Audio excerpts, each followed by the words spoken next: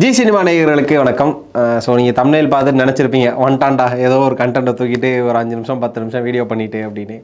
எனக்கே அப்படி தான் இருக்குது. ஒரு மாதிரி அந்த ப்ரொமோலலாம் சொன்ன மாதிரி லத்தாஜிக்கலாக தான் இருக்குது. ஏன்னா நானும் சீசன் 4 சீசன் 5 ஃபுல்லாக ரிவ்யூ பண்ணியிருக்கேன். எபிசோட் ரிவ்யூ, அன்சீனு, ப்ரொமோஸு, இது இல்லாமல் அந்த எவிக்ஷன் ஆனதுக்கப்புறமா அவங்க கடந்து வந்த பாதைன்னு சொல்லி இந்த ஸ்பெஷல் வீடியோஸ்லாம் எவ்வளவோ பண்ணியிருக்கேன் கடந்த ஒரு 3-4 வருடங்களாக.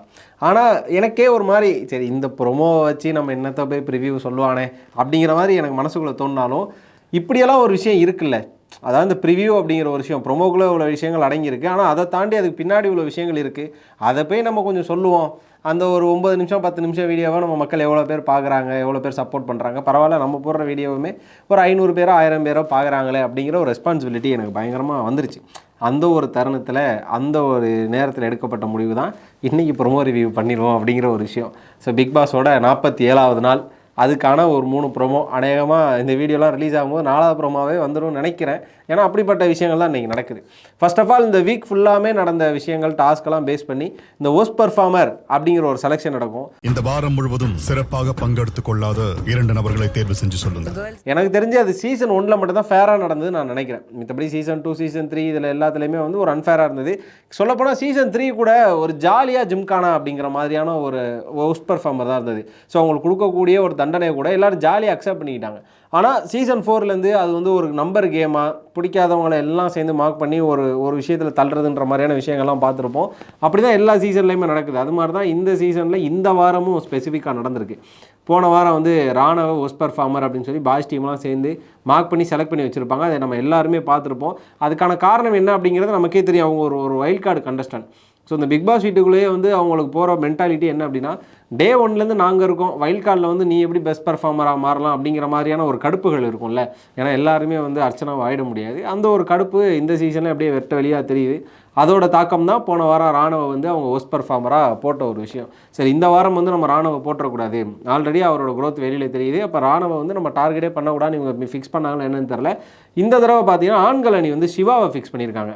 ஒரு பக்கம் கொடுக்கப்பட்ட டாஸ்க்கை சிவா எப்படி பண்ணார் அப்படின்னு நம்ம ஒரு பக்கம் யோசிச்சுட்டு இருக்கும்போது அவர் வந்து கொடுக்கப்பட்ட டாஸ்க்கெலாம் கரெக்டாக பண்ணார். என்ன எல்லா நேரங்கள்லையுமே நம்ம நல்லவனாக இருக்கணும். சிவா ப்ரோ பார்க்குறேன். சிவா ப்ரோ தான் சொல்கிறேன். அவர் வந்து இங்கே இருக்கிறவங்கள ஒரு சிஸ்டர் பிரதர் ஃப்ரெண்டுன்ற மாதிரியே பார்த்துட்டு இருக்கு. ஆண்கள் அணிக்கும் பேசணும், பெண்கள் அணிக்கும் பேசணும் அப்படிங்கிற மாதிரியான விஷயங்கள் அவரோட மனசில் இருந்தாலும் நம்மளுக்கும் வெளியில் ஃபேமிலி இருக்குது. ஸோ இந்த இடத்துல வந்து எங்கேயுமே நம்ம பேரை கெடுத்துட்டு வெளில போயிடக்கூடாதுங்கிற மாதிரி கான்சியஸோட அவர் விளாடுறாரு. அது அப்படியே அப்பட்டமாக தெரியுது. அவர் வந்து எப்படி சொல்கிறது, கொஞ்சம் அதாவது கொஞ்சம் ஆரி வச்சுருக்காரு, அதுக்கப்புறம் கொஞ்சம் விக்ரமன் வச்சுருக்காரு, கொஞ்சம் சாண்டி வச்சுருக்காரு, கொஞ்சம் முயன் வச்சுருக்காரு, கொஞ்சம் ஸ்னேகன் வச்சுருக்காரு.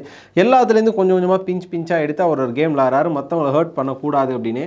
ஆனால் இந்த தடவை வந்து இன்றைக்கி வந்து 3 ப்ரோமோலாம் பார்த்தீங்கன்னா சிவாவை லிட்ரலாக வந்து ப்ரூட்டலாக பயங்கரமாக சம்பவம் தான் செஞ்சு விட்ருக்காங்க, ஹர்ட் பண்ணியிருக்காங்க, அசிங்கப்படுத்தியிருக்காங்க அப்படிங்கிற பல வார்த்தைகள் அடுக்கிக்கிட்டே போகலாம். அப்படியே பார்த்தீங்கன்னா இந்த வாரம் ஆண்கள் அணியெல்லாம் சேர்ந்து ஒஸ்ட் பர்ஃபார்மராக செலக்ட் பண்ண ஒரு பர்சன் யார் அப்படின்னு பார்த்தீங்கன்னா சிவா ப்ரோ. இந்த வாரம் சிறப்பாக பங்கேற்காத 2 நபர்களா சிவா அவர்களும் சௌந்தர்யாவும். அதுலேயும் பார்த்தீங்கன்னா விஷால்லாம் வந்து ஒரு காரணம் சொல்கிறாப்புல. என்ன அப்படின்னு பார்த்தீங்கன்னா, இப்போ வரைக்கும் சிவா பிரதர் இந்த வீட்டில் வந்து எல்லாரையும் பிரதர்ன்றாரு, தங்கச்சின்றாரு அப்படின்னு. விஷாலுமே லிட்டரலாக அப்படி தான். ரஞ்சித் அண்ணன், அதுக்கப்புறம் தீபக் ப்ரோ, அதுக்கப்புறம் அருண் மச்சான், கொஞ்ச நாள் வந்து முத்துமுரன் மச்சானாக இருந்தாப்புல. அப்போ அதெல்லாம் வந்து அவங்களுக்கு சிஸ்டராக அதெல்லாம் இல்லாமல் ஒரு பக்கம் மாமா மச்சான் மாப்பிள்ளை ரிலேஷன்ஷிப்லாம் இருக்குது. அது விஷாலுக்கு தவறாக தெரியலை.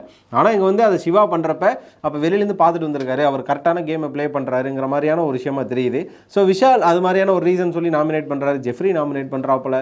அதுக்கப்புறம் பார்த்தீங்கன்னா ஃபைனலாக வராப்புல முத்துக்குமரன். வாய்ப்பு கிடைச்சும் அதில் வந்து அவர் பர்ஃபார்ம் பண்ணலையோ அப்படின்னா இதுக்கு மேலே எப்படி பர்ஃபார்ம் பண்ணுறது, முதல்ல தெரிஞ்சுக்கணும். இந்த முறை பர்ஃபார்மராக இருப்பதற்கான ஒரு வாய்ப்பு கிடைச்சப்பையும் கூட அதை அவர் பயன்படுத்திக்கலையோ. இந்த வாரம் வழக்கம்போல விஜய் சேதுபதி வருவார், என்ன சொல்லுவார், இந்த வாரம் உங்களோட ராஜாராணி டாஸ்க்கு பார்த்தேன், உங்களோட எல்லாரோட ட்ரெஸ்ஸும் நல்லா இருந்தது, உங்களோட உச்சரிப்புகள் நல்லா இருந்தது, அவ்வளோதான் உட்காருங்க அப்படின்னாரு. அதர்வைஸ் யாரை பற்றி பேச போகிறாருன்னு தெரில. முத்துக்குமரன் சொன்ன ஒரு வார்த்தை, கிடைச்ச வாய்ப்பை சரியாக பயன்படுத்திக்கல. சரி, கிடைச்ச வாய்ப்பை எப்படி பயன்படுத்தணும் அப்படிங்கிறத அவர் எல்லாருக்குமே வந்து ஒரு எக்ஸ்பிளனேஷன் கொடுத்தா இந்த வீக்கெண்டில் நல்லா இருக்கும் அப்படிங்கிற எனக்கு ஒரு ஃபீல் இருக்குது. இதுதான் ஒரு பக்கம் பார்த்தீங்க அப்படின்னா கேர்ள்ஸ் டீம்லாம் சேர்ந்து சௌந்தர்யாவுக்கான ஒரு செய்கை இருக்கும். சௌந்தர்யா போன வாரம் விஜய் சேதுபதி செஞ்சதுலேருந்தே கேர்ள்ஸ் டீம்லாம் பயங்கரமான காண்டில் இருக்கிறாங்க. ஓகே, சௌந்தர்யா நம்ம கொஞ்சம் செய்வோம் அப்படின்னு சொல்லி இந்த வாரம் கொடுக்கப்பட்ட டாஸ்க்லேயும் சௌந்தர்யா கொஞ்சம் லிட்டரலாக அப்படி தான் கிடைக்கிற இடங்களில் பேசணுமேனு பேசி அவங்க ரெஜிஸ்டர் பண்ண ட்ரை பண்ணாங்க. பட் அதை வந்து பெரும்பான்மையாக நடக்கலை இந்த வாரம். அதனால் பார்த்தீங்கன்னா சௌந்தர்யாவை ஒஸ்ட் பர்ஃபார்மராக செலக்ட் பண்ணுறாங்க. அதுக்கு சொல்லக்கூடிய ரீசன்ஸும் பார்த்தீங்க அப்படின்னா, நீ பண்ணுறதெல்லாம் ஒரு லத்தாஜிக்கலாக இருக்குது, ஒரு ஃபேக்காக இருக்குது, கேவலமாக இருக்குது, இது மாதிரியான விஷயங்கள்லாம் வந்து சொல்லி முதல்ல ஒஸ்ட் பர்ஃபார்மரை செலக்ட் பண்ணி எடுத்துறாங்க. இதுதான் ப்ரோமோ ஒன்றா இருக்குது. சௌந்தர்யா சொல்வேன், லெத்தார்ஜிக்கா இருந்த மாதிரி எனக்கு ஃபீல். இன்னுமே கிரியேட்டிவா அந்த ரோல்ல நீ யோசிச்சிருக்கலாம். அப்படியே ப்ரோமோ 2ல பார்த்தீங்க அப்படின்னா ஓப்பன் ரிவ்யூ. உங்களுக்கு என்ன தோணுதோ நீங்கள் சொல்லுங்கப்பா அப்படிங்கிற மாதிரியான ஒரு விஷயம் தான். எந்தவித பாரபட்சம் இல்லாமல் விமர்சனத்தை கூற வேண்டும். ஸோ சௌந்தர்யாவுக்கு சொல்லப்படக்கூடிய விஷயங்கள் என்னவா இருக்குன்னா, நீ பண்ணுறதெல்லாம் வந்து ஃபேக்காக இருக்குது, நீ வந்து பண்ணுற என்ன ஒன்று ட்ரை பண்ணுற, ஆனால் அதை பார்க்க சகிக்கலை அப்படின்ற மாதிரி சௌந்தர்யா ஒரு மாதிரி இருக்கிறாங்க. ஏதோ பண்ணணும்னுக்காக பண்ணுறதெல்லாம் மொக்கையாக இருக்குது, கேவலமாக இருக்குது. நீ எதுக்கு இதெல்லாம் ட்ரை பண்ணுற, ஸோ நீ பேசினா உன்னோட வாய்ஸ் வெளில வர நினைக்கிறேங்கிற மாதிரியான கருத்துக்கள்லாம் சௌந்தர்யா மீது தாக்கிக்கிட்டு இருக்கிறாங்க. அதுக்கப்புறம் பார்த்தீங்கன்னா திரும்ப அதே பெண்கள் அணியில் இருக்கக்கூடிய பல பேர் வந்து சிவாவை நோக்கி பல கேள்விகள் கேட்பாங்க. அதில் முக்கியமாக பார்த்தீங்கன்னா தர்ஷிகாவோட கேள்வி இந்த இடத்துல பாயிண்ட் அவுட் ஆகுது. என்ன அப்படின்னா, நீங்கள் எப்படி எல்லாருக்கும் நல்லவங்களா இருக்கும்னு நினைக்கிறீங்க அப்படிங்கிற மாதிரியான விஷயங்கள் தாண்டி உங்களுக்கு சொரணன்றது எங்கே இருக்குது, எந்த டிக்ஷனரி இருக்குது, எந்த டிக்ஷனரியில் வச்சுருக்கீங்கன்றது எனக்கு தெரியலை, எங்கள் வீட்டில் இருக்க உப்பையும் சேர்த்து தரோம் அதையும் போட்டு சாப்பிடுங்க, உங்களுக்கு சொரணை வருதா அப்படின்னு சொல்லி பிக் பாஸ் ஒரு ஸ்லோ மூலம் போட்டு ஒரு லாங் ஷாட்லாம் காமிச்சு அப்படியே சொல்லி முடிச்சிருப்பாங்க. ரோஷோன்றது உங்க டிக்ஷனரியில எங்க இருக்குன்னே தெரியல, எங்க வீட்டு உப்பையும் சேர்த்து தர்றேன் கொஞ்சம் சேர்த்துக்கோங்க. இதை பார்க்குறப்ப நமக்கு வந்து உள்ள ஏதோ பெரிய சண்டையெல்லாம் நடக்க போகும் தெரியும், பட் அப்படிலாம் கிடையாது. இதுவுமே ஒரு டாஸ்க். இதை வந்து சிவாலாம் நல்லா புரிஞ்சு வச்சிருவார். இதை வச்சு வெஞ்சன்ஸாக ஒரு கேம் விளாட மாட்டார். ஆனால் வந்து இன்னொரு விஷயம் சொல்கிறாங்கல்ல, பாப்பாயா வெளியில் தெரிஞ்சு, அதான் ஆனந்தி சொல்கிறாங்க, ஒரு பாப்பாயா வெளில தெரிஞ்சிங்க, அதான் பாப்பாய் இந்த சைலர் மேன் நம்ம ஒரு கார்ட்டூன் பார்த்துருப்போம், அதை வந்து உள்ளே இமிடேட் பண்ணி காமிச்சிருப்பாரு. ஸோ பாப்பாயா வெளில தெரிஞ்சிங்க, நீங்கள் பண்ண மற்ற கேரக்டரை வெளில தெரியுறீங்க, எப்போ நீங்கள் சிவாவா தெரிவிங்கன்னு ஆனந்தி கேட்குறாங்க. பாப்பாயா பார்க்க முடிஞ்சது, பல்வேறு கேரக்டர்ஸாக பார்க்க முடிஞ்சது, ஆனால் சிவாவா பார்க்க முடியல. மேட்ரே அதுதான். ஆனந்தி கேள்வி கேட்குற இடத்துல சிவா இருக்கிறாப்புல, என்னடா கொடுமை அது, என்ன ரங்கா ஜோக் காட்டுறீங்களாங்கிற மூமெண்ட்டில் தான் வந்து இன்றைக்கி ஆனந்தி பேசும்போது இருந்தது. ஆனந்தி இந்த வாரம் காணும். ஆண்களை நீங்கள் போனதுலேருந்து ஆனந்தியே ஒரு பக்கம், நீ ஒரு பக்கம் அப்படியே கோஸ்ட் ஆகிடுமா அப்படின்னு சொல்லி விக்ரம் பட கமல் மாதிரி தலைவி ஒரு பக்கம் கோஸ்ட் ஆக்கி வச்சிட்டாங்க. தலைவியெல்லாம் வந்து கேட்குறாங்க, நீ எப்படி கேம் விளாடாமல் இருக்குன்னு. இதுதான் சிவாக்கு ஆக்சுவலாக அசிங்கம். சிவா இத்தனை நாள் விளாண்டதுலேயே அவருக்கு நடந்த ஒரு மிகப்பெரிய ஒஸ்ட் பர்ஃபார்மன்ஸ் இல்லைனா ஒஸ்ட்டான மூமெண்ட் என்ன அப்படின்னா, அவரை பார்த்து ஆனந்தி ஒரு கேள்வி கேட்டது. இதை வந்து கண்டிப்பாக சுஜா வர்ணையெல்லாம் பார்த்துன்னு எப்படி சும்மா இருப்பாங்கன்னு தெரில. சுஜாக்கா அந்த வீடியோவை பார்த்தா தயவு செஞ்சு எடுத்து கட் பண்ணி போட்டு உங்கள் போஸ்ட்டில் போட்டு நீங்கள் வந்து போஸ்ட் போடுங்க. கம்பேர் டு ஆனந்தி, சிவா கண்டிப்பாக ஒரு வெல் பர்ஃபார்மர் அப்படிங்கிறத நம்ம வந்து எப்போதுமே உணரணும். அந்த ஒரு விஷயத்தை வந்து ஆனந்தி உணர்ந்துட்டாங்க. ஆனால் எல்லாரும் கேள்வி கேட்குறப்ப நம்ம எப்படி சும்மா இருக்குது, நம்மளும் கேட்கணுமே, ஆனந்தி ஒரு கேள்வி கேட்குறாங்க. இதெல்லாம் வந்து இரண்டாவது ப்ரோமோவாக இருக்குது. ஸோ ஆல்ரெடி இங்கே கொளுத்தி போட்ட பிக் பாஸ் அடுத்து ஒரு சண்டையை மூட்டணும்ல. ஏன்னா அவரும் பார்த்தாரு, என்னென்னமோ பண்ணுவோம், ஒரு சண்டை வரும், ஒரு பிரச்சனை வரும், இவங்க கண்டென்ட் கொடுப்பாங்க, நமக்கு ஒரு டிஆர்பி வரும், அப்போல்லாம் நினச்சிட்டு இருந்தால் அப்போல்லாம் எதுவுமே கிடையாது. ஏன்னா எல்லாமே சேஃப் கேம் விளாட்றாங்க. அப்போ நம்ம வந்து திரும்ப சண்டையை மூட்டணும்னு சொல்லி என்ன பண்ணுறாங்கன்னா, இந்த ஒஸ்ட் பர்ஃபார்மராக செலக்ட் செய்யப்பட்ட 2 பேர்களையும் கூப்பிட்டு அவருக்கு ப்ரைவேட்டாக ஒரு டாஸ்க் கொடுக்குறாங்க. நீங்கள் போங்க. டாஸ்க் என்னன்னா, ஓப்பனாக நான் ஒன்று சொல்ல போகிறேன், அதை எல்லாரும் கேட்க போகிறீங்க. அந்த ஹவுஸ்மேட்ஸ் எல்லாருமே பிளாஸ்ட் பண்ணுங்கள், ரிவ்யூ கொடுங்க, அதை அவங்க கேட்கணும்னு சொல்லி ஒரு டாஸ்க் கொடுக்குறாரு. சௌந்தர்யா வந்து உட்காந்து எல்லாரையும் பிளாஸ்ட் பண்ணுறாங்க. விஷாலால் லிட்ரலி ப்ரூட்டல் தான்.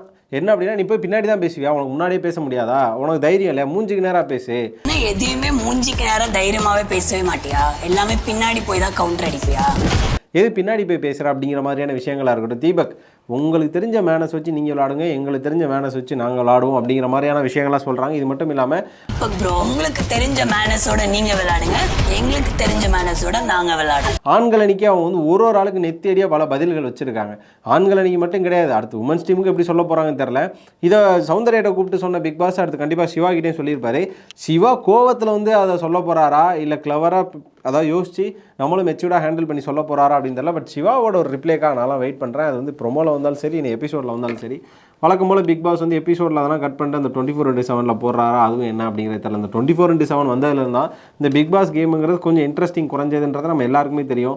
நல்ல வேளை இந்த சீசன்லேயும் கமல் சார் இல்லை. கண்டிப்பாக கமல் சார் இருந்தால் அவரால் அந்த சீசன் மொக்கையாக போகுது அப்படிங்கிற மாதிரி பழியெல்லாம் போட்டிருப்போம். ஆக மொத்தம் பார்த்தீங்கன்னா இன்றைக்கி 3 ப்ரோமோவுமே அப்படின்னு கொட்டாய் விடுற மாதிரி தான் இருக்குது. உங்கள் வீடியோவே அப்படி தான்டா இருக்குது, கொட்டாய் விடுற மாதிரி தான்டா இருக்குது அப்படின்னாலும் வந்து கண்டிப்பாக கமெண்ட்ஸில் சொல்லிடுங்க. இதெல்லாம் தாண்டி நேற்றே போட்டு ஒரு வீடியோவில் ரோஸ்ட் பண்ணி விட்டேன். பிக் பாஸ் வந்து நம்ம கண்டென்ட் கிரியேஷன் டீமை தப்பு சொல்கிறதா, இல்லைனா ஹோஸ்ட்டை தப்பு சொல்கிறதா, கண்டஸ்டண்ட்டை தப்பு சொல்கிறேன். நேற்றே எனக்கு பயங்கர டவுட் வந்து ஒரு வீடியோ ஒன்று போட்டிருந்தேன். ஸோ அந்த வீடியோ பார்க்கல அப்படின்னா அதை பார்த்து கண்டிப்பாக அதில் உங்களோட கருத்துக்கள் என்ன அப்படிங்கிறத சொல்லுங்கள். வழக்கம் போல் வாரத்தில் 5 நாள் எல்லாம் சாப்பிட்டு தூங்குவோம், 6வது நாள் எந்திரிப்போம், மேக்கப் போடுவோம், விஜய் சேதுபதி எபிசோட முடிப்போம், திரும்ப அடுத்த 6 நாள் தூங்குவோம்னு சொல்லி எல்லாம் ரெடி ஆகிட்டாங்க. ஸோ கீழே போய் கமெண்ட்ஸை கொஞ்சம் படித்த நேரத்தில் எல்லாருமே என்ன போட்டிருந்தாங்கன்னா, அன்வான்டாக ரஞ்சித், அன்வான்டாக ஆனந்தி, சாச்சனாலாம் இருக்காங்க, அவங்களெல்லாம் யாரும் பேச மாட்டீங்க, பேச வேண்டிய ஆட்களை பேசாமல் சும்மா வந்து பர்ஃபார்மராக விளாட வேண்டியவங்களெல்லாம் வந்து பேசிகிட்டு இருக்கீங்களா அப்படிங்கிற ஒரு கேள்விகள்லாம் வைக்கிறாங்க.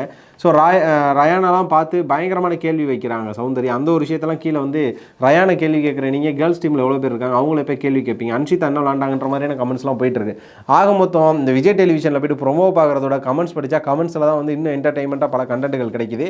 ஸோ பிக் பாஸோட கிரியேஷன் டீம் இந்த கமெண்ட்டுகள்லாம் படித்து அது மூலமாக கண்டென்ட் கிரியேட் பண்ண கூட பிக் பாஸ் வந்து நல்ல ஒரு டிஆர்பியை தொடும் அப்படிங்கிற மாதிரியான நம்பிக்கைகள்லாம் இருக்குது.